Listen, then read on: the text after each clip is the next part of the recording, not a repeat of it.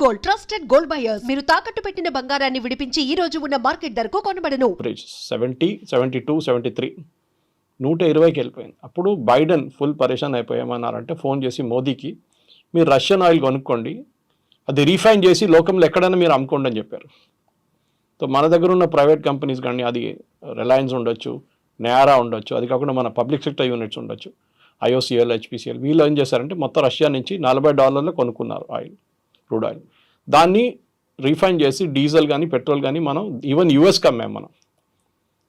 ఇప్పుడు చూడండి, మన వచ్చిన రిపోర్ట్లు ఏమంటున్నారంటే యుక్రెయిన్లో బిగ్గెస్ట్ డీజిల్ సప్లయర్ భారతదేశం అంట ఇప్పుడు. ఓకే, ఇక్కడ నుంచి అటు వెళ్తోంది అది. మన రష్యా నుంచి కొని రీఫైన్ చేసి యుక్రెయిన్కి ఇస్తున్నాం. అండ్ యుఎస్ ఏమంటున్నారు, భారతదేశమే దీనికి రీజన్, యుక్రెయిన్ రష్యా యుద్ధానికి కారణం మోదీ అంటున్నారు. మోదీ ఎక్కడ వచ్చారు? చైనా వెనకనే ఎక్కువ ఆయిల్ కొన్నారు కదా, చైనా మీద ఎందుకు పెట్టలేదు ఆంక్షలు మీరు? ఎందుకంటే చైనా మీకు చాలా క్రూషియల్ సప్లయర్. మీకు నట్టు బోల్ట్ కావాలంటే చైనాని తెప్పించుకోవాలి, మీరు లోకల్గా ప్రొడ్యూస్ చేయలేరు, మీకు కాస్ట్ చాలా ఎక్కువ అయిపోతుంది. చైనాని ఏం పెట్టట్లేదు. ఫస్ట్ 15 days అన్నారు, తర్వాత 90 days అన్నారు, మనతో అన్ని పోస్ట్పోన్ చేశారు. కానీ మన మీద 50% పెట్టారు. సరే పెట్టారు సార్, మనకు ప్రాబ్లం లేదు, మనం డీల్ చేసుకుంటున్నాం, కొత్త డీల్. దానికే మనం చూసాం మోదీ గారు ఫస్ట్ జపాన్కి వెళ్ళారు. జపాన్లో వెళ్ళి మోదీ గారు ప్రైమ్ మినిస్టర్ని కలిశారు, మాట్లాడుకున్నారు, బుల్లెట్ ట్రైన్లో ట్రావెల్ చేశారు, 8 బుల్లెట్ ట్రైన్కి అగ్రిమెంట్ సైన్ చేసుకున్నారు. మన వైపు నుంచి అక్కడికి వెళ్ళే ప్రోడక్ట్స్, అక్కడి నుంచి ఇక్కడికి వచ్చే ప్రోడక్ట్స్, ఈవెన్ జపాన్కి వెళ్ళే ముందు మారుతి EV వెహికల్స్ రోల్అవుట్ చేశారు ఇక్కడి నుంచి. Made in India, make for the world అని చెప్పేసి కాన్సెప్ట్ మీద. సో భారతదేశం కొత్త మార్కెట్స్ యాక్సెస్ చేయబోతున్నారు, ఆల్రెడీ స్టార్ట్ అయిపోయింది ప్రాసెస్ అది. సో అక్కడే ట్రంప్కి పెద్ద ప్రాబ్లం వస్తుంది. ట్రంప్ ఏమనుకున్నారంటే మెక్సికో లాగానో కెనడా లాగానో కొంచెం స్క్వీజ్ చేస్తే భారతదేశం ఏడుస్తుంది, సరెండర్ అయిపోతారని. కానీ ఇప్పుడు చూస్తున్నాం మనం, మోదీ గారు అసలు పట్టించుకోవట్లేదు. సో ఇలాంటి కండిషన్లోనే అసలు మోదీ పట్టించుకోవట్లేదని తెలిసిన తర్వాత అక్కడ ఒక క్రై అనేది వినిపిస్తోంది, ఒక భిన్నమైనటువంటి వాదనలు ఉన్నాయి. అయ్యో అనేటువంటి భావనతో పాటుగా ఎలా అయినా మళ్ళీ భారత్ మా కాళ్ళ దగ్గరికి వస్తుంది అనేటువంటి ఒక భావన ముందు కనిపించింది. కానీ అది మెల్లిమెల్లిగా డైల్యూట్ అయిపోయినట్టుంది కదా. చైనాలో జరిగినటువంటి US ప్రెసిడెంట్ అడ్వైజర్ ఒకరు ఉన్నారు, నవారో అని చెప్పి, Peter Navarro. He is actually an agent, is official diplomat కాదు ఆయన, అఫీషియల్ ఫైనాన్స్ పర్సన్ కూడా కాదు. ట్రంప్ వాళ్ళ ఏజెంట్ ఆయన అపార్ట్మెంట్లు అమ్ముతుండే, రియల్ ఎస్టేట్ అమ్ముతుండే. ట్రంప్కి వచ్చిన అడ్వైజర్గా తీసుకొచ్చారు ఆయన్ని. నెగోషియేటింగ్ చాలా బాగా చేస్తాడు కదా రియల్ ఎస్టేట్లో, మనం దీంట్లో పెట్టుకుందాం అని చెప్పి. మొన్న ఒక స్టేట్మెంట్ చూశారు, Brahmins are making money out of selling Russian oil అని చెప్పి. అది యూజువలీ వీళ్ళు బాస్టన్ బ్రాహ్మిన్స్ అని యూజ్ చేస్తారు. కానీ మన దాంట్లో అది ఎంత థింగ్ గాట్ బ్యాక్ ఫైర్డ్. ఎందుకంటే ఇదే కాన్సెప్ట్ రాహుల్ గాంధీ యూజ్ చేస్తున్నారు. బ్రాహ్మిన్స్ అన్ని ఉద్యోగాలు తీసుకెళ్ళిపోతున్నారు, బ్రాహ్మిన్స్ ఆర్ డబ్బులు అని మనకు తెలుసు. బ్రాహ్మిన్స్ రియల్ ఎస్టేట్ మన అందరికి తెలుసు. ఓకే, వాళ్ళు ఏ పరిస్థితిలో ఉన్నారు మన అందరికి తెలుసు. నేను ఇవాళ ఒక విద్యాశ్రమంకి వెళ్ళి వచ్చాను, చూశాను నేను అక్కడ వేద పాఠశాలలో. వాళ్ళ పరిస్థితి చాలా దారుణం ఉంది వాళ్ళది. వాళ్ళని ఇప్పుడే మనం కొంచెం ఎంకరేజ్ చేసి పైకి తీసుకుంది. వాళ్ళ ట్రెడిషనల్ ట్రేడ్ వాళ్ళ గుడిలో ఉంటుంది అంతే, వాళ్ళు దానికన్నా ఎక్కువ వాళ్ళు బయటకు రారు. సరే ఎప్పుడో జరిగింది, ఏదో అత్యాచారం జరిగిందని చెప్తున్నారు, కానీ ఈ బ్రాహ్మిన్స్ ఎందుకు తీసుకొచ్చారో అర్థం కావట్లేదు. Anyway that issue got back fired completely. ఇప్పుడు ఏం చేయాలని వాళ్ళకి అర్థం కావట్లేదు మీరు చెప్పినట్లు. ఇప్పుడు అదే పరిస్థితిలో ఫస్ట్ జపాన్కి వెళ్ళారు మోదీ గారు. ఈ అగ్రిమెంట్స్ అన్ని సైన్ చేశారు, 8 అగ్రిమెంట్స్ సైన్ చేశారు, చాలా సాలిడ్ అగ్రిమెంట్స్. అది కూడా ఇప్పటి నుంచి 5 సంవత్సరాల లోపల ఫినిష్ అయ్యే ప్రాజెక్ట్స్ అన్ని చేసుకున్నారన్నమాట. జపాన్ దగ్గర మనం తీసుకోవాల్సింది టెక్నాలజీ, వాళ్ళకి చాలా అడ్వాన్స్గా టెక్నాలజీ వాళ్ళ దగ్గర కొంచెం స్ట్రాంగ్ పాయింట్. లాస్ట్ ఒక 10 సంవత్సరాలు ఆ టెక్నాలజీ కొంచెం చల్లబడిపోయింది వాళ్ళది. బికాస్ వాళ్ళ వాళ్ళది వాజ్ మేజర్ ఎక్స్పోర్ట్, ఎలక్ట్రానిక్స్ వాళ్ళది మేజర్ ఉండే. ఒక టైంలో మన సోనీ అనే బ్రాండ్ వినంగానే మనం కన్ను మూసుకొని కొనేస్తుండే. కానీ ఇప్పుడు మార్కెట్లో చాలా మటుకు మిగతా బ్రాండ్స్ కూడా వచ్చేసినాయి. కొరియా నుంచి బ్రాండ్స్ ఉన్నాయి, చైనా నుంచి ఉన్న బ్రాండ్స్ ఉన్నాయి, చాలా మటుకు బ్రాండ్స్ వచ్చేసినాయి. సరే సోనీ ఇప్పుడు కూడా ఉంది, quality wise it's considered number 1. Japanese cars కూడా అంతే. మన దగ్గర ఒరిజినల్ మారుతి స్టార్ట్ అయినప్పుడు సుజుకి పార్ట్నర్ ఉండే, ఇప్పుడు నా సుజుకి ఎంటైర్ కంపెనీ వాళ్ళు కొనుక్కున్నారు. సో జాపనీస్ దగ్గర నుంచి మనకు టెక్నాలజీ వస్తుంది. మన వైపు నుంచి జపాన్కి వెళ్ళేది ఫార్మస్యూటికల్ కానీ మిగతా ప్రోడక్ట్స్ కానీ. జపాన్లో తయారు చేయలేని ప్రోడక్ట్స్ మనం ఇక్కడ తయారు చేసి పంపిస్తాం, స్పెషల్లీ చిన్న మిషనరీ పార్ట్స్ కూడా. ఒక టైప్ కూడా చేసుకుంటే మనకు చాలా బాగుంటుంది. మన మ్యానుఫ్యాక్చరింగ్ యూనిట్స్కి చాలా ఒక లెగప్ అంటారు ఇంగ్లీష్లో, అది వచ్చేస్తుంది. నెక్స్ట్ మోదీ గారు వెళ్ళింది షాంఘై కోఆపరేషన్ ఆర్గనైజేషన్ మీటింగ్కి. అక్కడ ఏం జరిగింది, జీ జిన్పింగ్ కానివ్వండి, పుటిన్ కానివ్వండి, మోదీ గారు, ఈ ముగ్గురు ఫొటోస్ మీరు చూసుంటారు. బాడీ లాంగ్వేజ్, ఎందుకంటే ఇదే పెద్ద ఇండస్ట్రీ కవిత గారు, ఈ బాడీ లాంగ్వేజ్ రీడ్ చేయడం యూఎస్లో దే పేడ్ వెరీ వెల్. మీరు నేను మాట్లాడుకొని సౌండ్ మ్యూట్ చేసేస్తే మనం ఏం మాట్లాడామని చెప్పి ఒక మూడో మనిషి చెప్పొచ్చు. లిప్ రీడింగ్ అంటారు వాళ్ళు, దాన్ని మైండ్ రీడింగ్ అంటారు, అన్నీ చేస్తారు వాళ్ళు. What are they speaking about అనేది. సో ట్రంప్ కానివ్వండి, చాలామంది అడిగారు మోదీ గారు పుటిన్ జీ జింగ్పిన్ ఏ లాంగ్వేజ్లో మాట్లాడారని అడిగారు. వాళ్ళు పక్కనే ట్రాన్స్లేటర్స్ ఉంటారు, వాళ్ళు ఇయర్ షాట్లో ఉంటారు, అంటే ఫోటో ఫ్రేమ్ కన్నా కొంచెం బయట నిలబడతారు కావాలని చెప్పి వాళ్ళని అట్లానే ట్రైన్ చేశారు వాళ్ళని. అది కాకుండా ఇంకో చాలా ఇంపార్టెంట్ ఫోటో మనం చూసాం. పుటిన్ అండ్ మోదీ, పుటిన్ కార్లో ట్రావెల్ చేస్తున్నారు. ఇట్స్ న్యూక్లియర్ ప్రూఫ్ కార్ అది. దాని మీద మీరు న్యూక్లియర్ బాంబ్ వేస్తే కూడా ఏం కాదు ఆ కార్కి. అట్లాంటి ప్రోడక్ట్. ఎందుకంటే బాంబ్ ప్రూఫ్ అంటే అందరు తయారు చేస్తారు. ఇప్పుడు మన దగ్గర తెలంగాణలో ఉంది బాంబ్ ప్రూఫ్ కార్లు. But that is a nuclear కానీ even bio hazard can handle అన్నమాట. బయో వార్ జరిగితే కూడా ద కార్కి ఇంపాక్ట్ ఉండదు. మోదీ కోసం ఫస్ట్ మనం చూసే ఒఫీషియల్ న్యూస్ ఇది, మనం పర్సనల్ చెప్పట్లేదు, ఏదో బీజేపీ వాళ్ళు చెప్పారు, ఆర్ఎస్ఎస్ వాళ్ళు చెప్పలేదు. కానీ పుటిన్ 10 నిమిషాలు మోదీ గారి కోసం వెయిట్ చేశారంట. కొంచెం లేట్ అయిపోయింది మోదీ గారు రావడానికి హోటల్ నుంచి. దాని తర్వాత వాళ్ళిద్దరు కార్లు వెళ్ళిన తర్వాత వెన్యూకి చేరుకున్నప్పుడు కూడా, ఎస్సీఓ వెన్యూకి చేరుకున్నప్పుడు కూడా మళ్ళీ 15 నిమిషాలు కార్ లోపల కూర్చొని మాట్లాడారంట.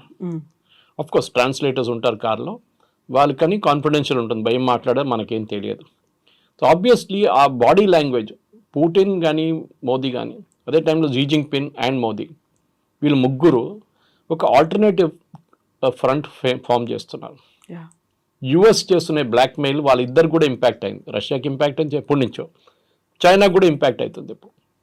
సో ఒక ట్రంప్ని ఒక లెసన్ నేర్పియాలని చెప్పి వీళ్ళు డిసైడ్ చేసుకున్నారు.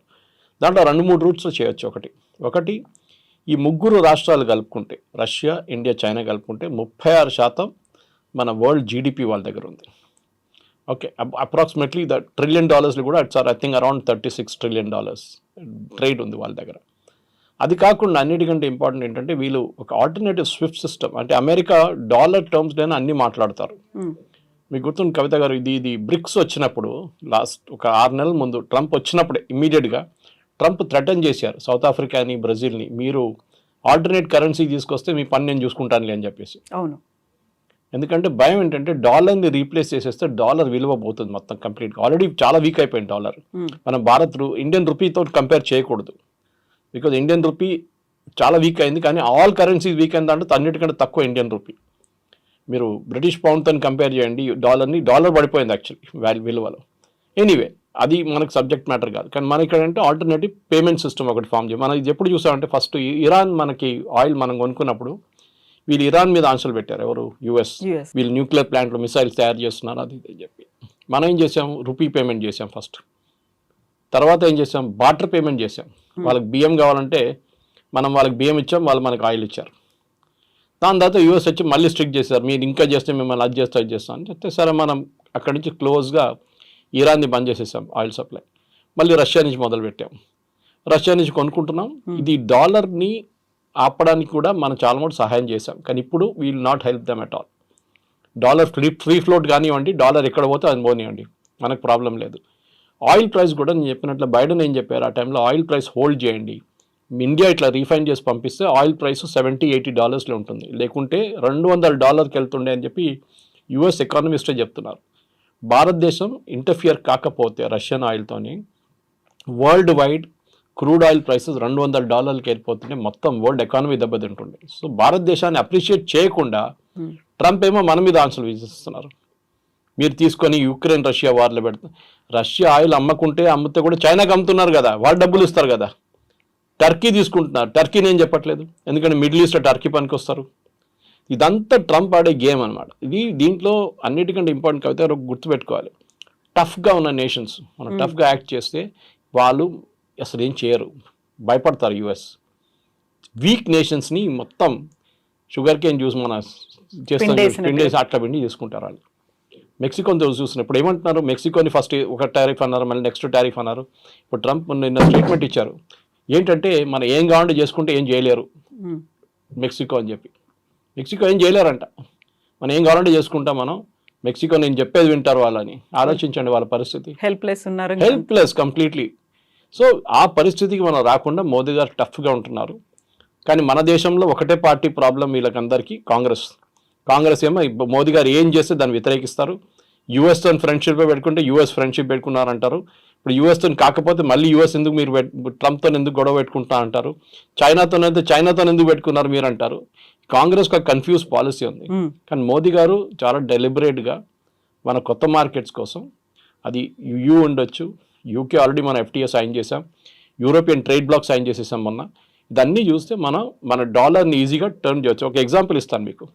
కీటెక్స్ అని చెప్పి మన దగ్గర #1 ఇండియా నుంచి వెళ్ళే #1 లిటిల్ స్టార్ బ్రాండ్ యూఎస్లో టార్గెట్ అండ్ అక్కడున్న మేజర్ రీటైలర్స్లో అమ్ముతారన్నమాట వాళ్ళు. ఆ కంపెనీ మొన్న స్టేట్మెంట్ ఏమి ఇచ్చారంటే, మేము యూఎస్కి ఇప్పుడు మా ఎక్స్పోర్ట్ వెళ్ళట్లేదు, చాలా ఎక్కువ రేట్ ఎక్కువైపోయింది, వాల్మార్ట్ వాళ్ళు తీసుకుంటలేరు ఇప్పుడు అని. మేమేం చేస్తున్నాం, ఇండియాలోనే మేము 1000 షాపులు ఓపెన్ చేయబోతున్నాం అని చెప్పారు. So Sabu Jacob whose MD of the company, మన వరంగల్ పెద్ద ఫ్యాక్టరీ పెట్టారు. మేము అదే టర్న్ ఓవర్ మేము ఇండియాలో ఈ 1000 స్టోర్లతో తెచ్చుకుంటాం. మాకు మార్జిన్స్ ఎక్కువ ఉంది మాకు ఇక్కడ. అక్కడేమో చాలా వేఫర్ థిన్ మార్జిన్లు ఆపరేట్ చేస్తున్నాం మేము. టార్గెట్ కానీ వాల్మార్ట్ ఎక్కువ డబ్బులు ఇయ్యారు, వాల్యూమ్ గేమ్ ఆడతారు వాళ్ళు. సో ఇప్పుడు ఇండియాలో స్టార్ట్ చేస్తే ఇండియన్ మార్కెట్ 140 కోట్ల మంది ఉన్నారు. We can sell the same product good price here in India అంటున్నారు వాళ్ళు. సో మన ఎకనామిక్ టైమ్స్లో కూడా ఒక ఆర్టికల్ వచ్చింది దాని గురించి. సో ఓవరాల్గా ఇప్పుడు ఏమైపోతుందో డొమెస్టిక్ మార్కెట్ మీద కూడా చాలా కాన్సన్ట్రేట్ చేస్తున్నారు మోదీ గవర్నమెంట్. దానికోసం GST రేషనలైజేషన్ వస్తుంది. ఇప్పుడు GST రేషనలైజేషన్ చాలా ప్రోడక్ట్ 0కి వెళ్ళిపోతుంది, లేకుంటే 5 లేకుంటే 18, ఈ 3 బ్యాండ్లో ఉండిపోతుంది అనమాట. సో డొమెస్టిక్ కన్జంప్షన్ కూడా పెంచితే మనం డెఫినెట్గా ఇంకా కొత్త మార్కెట్లు, చైనా ఉండొచ్చు, రష్యా ఉండొచ్చు, యూరోప్ ఉండొచ్చు.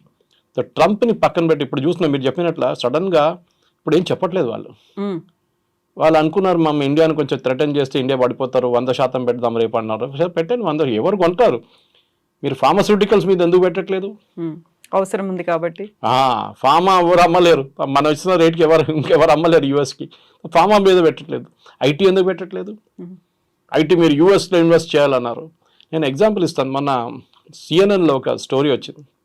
యూఎస్కి షవర్ హెడ్స్, అంటే మన షవర్కి హెడ్స్ పాయింట్ ఉంటుంది కదా, అది చైనా నుంచి చాలా ఇంపోర్ట్ చేసుకుంటారు యూఎస్ కంపెనీస్ అందరూ. వాళ్ళ పేర్లు పెట్టి అమ్మేసుకుంటారు యూఎస్లో. ఆ కంపెనీ అక్కడిని తీసుకుని డ్యూటీ, అంటే ఓల్డ్ డ్యూటీ కట్టి తీసుకొస్తే కూడా, ఇప్పుడున్న ఎగ్జిస్టింగ్ డ్యూటీ కడితే కూడా $139 ఒక షవర్ హెడ్ వస్తుంది. మన దగ్గర అంత రాదు. మన దగ్గర $2,000 పడేస్తే మంచి షవర్ హెడ్స్ వస్తాయి. 2,000 కూడా అక్కర్లేదు, $1,000 కూడా వచ్చేస్తుంది. ఎనీవే, అది యూఎస్ కాస్ట్ ఆఫ్ లివింగ్. అదే ప్రోడక్ట్ మీరు యూఎస్లో తయారు చేయాలంటే $259 అవుతుంది. ఈ కంపెనీ ఏం చేశారంటే, ఒక సర్వే లాగా వాళ్ళు కస్టమర్స్ 25,000 కస్టమర్స్ ఉన్నారు, వాళ్ళకు రెగ్యులర్ కస్టమర్, వాళ్ళకు మెయిల్ పంపించారు. ఈ 2 ఆప్షన్స్ ఉందండి, చైనాని తెచ్చుకుంటే 139, ఇక్కడంటే 259, మీరు ఏం తీసుకుంటారు అని అడిగారు. ఒక్కరు కూడా యూఎస్ అని చెప్పట్లేదు, అందరూ చైనీస్ తీసుకుంటామేమంటారు. US is out priced itself, ఎందుకంటే వాళ్ళ వేజ్ చాలా ఎక్కువ అయిపోయింది. అది వాళ్ళకు ఒక టైంలో అడ్వాంటేజ్ ఉండే, ఇప్పుడు డిసడ్వాంటేజ్గా మారింది.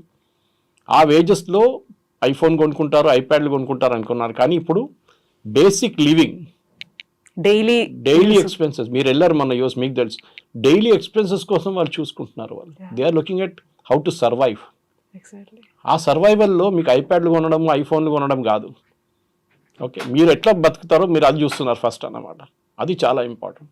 సో ఆ పరిస్థితికి వచ్చినప్పుడు ట్రంప్ ఇప్పుడు ఏం చేయబోతున్నా చూడాలి. ఎందుకంటే నెక్స్ట్ 6 months యూఎస్ ఎకానమీ ఒక టైల్ స్పిన్లో వెళ్ళిపోతుంది కంప్లీట్గా. అసలు ఏం చేయలేకపోతారు యూఎస్ ఎకానమీ. ఎందుకంటే ఒకసారి రెసెషన్ వచ్చింది అనుకోండి, రెసెషన్ వస్తే అంతే సంగతి. ఇన్ఫ్లేషన్ వస్తే ఇంకా ఘోరం అయిపోతుంది. ఈ 2 ఫ్యాక్టర్స్ వస్తే యూఎస్లో, ఎందుకంటే ఇప్పుడు మీరు అమ్ముతున్న ప్రోడక్ట్, ఇప్పుడు ట్రంప్ వాళ్ళ అడ్వైజర్స్ ఏమంటున్నారు, మేము ఎంత $4 trillion ఈ 10 సంవత్సరాలు వీ కెన్ గెయిన్ అంటున్నారు. ట్రంప్ ఉండబోయేది 4 సంవత్సరాలు, మీరు 10 years గురించి ఎట్లా మాట్లాడతారండి మీరు? ఇంకో గవర్నమెంట్ వస్తారు, ఇంకో పార్టీ రావచ్చు, ఇంకేమైనా కావచ్చు, రేపు వీళ్ళ ప్రెసిడెంట్ వస్తే తీసేస్తాడు డ్యూటీలన్నీ. 4 trillion ఎవరు కడతారు? వాళ్ళ కంపెనీలు కడుతున్నారు. ఇండియా నుంచి మనం ఒక టీషర్ట్ పంపిస్తున్నప్పుడు $50 అనుకోండి, $50 మీద 50% పెడితే $75 అయిపోతుంది. $75 ఎవరు కడుతున్నారు?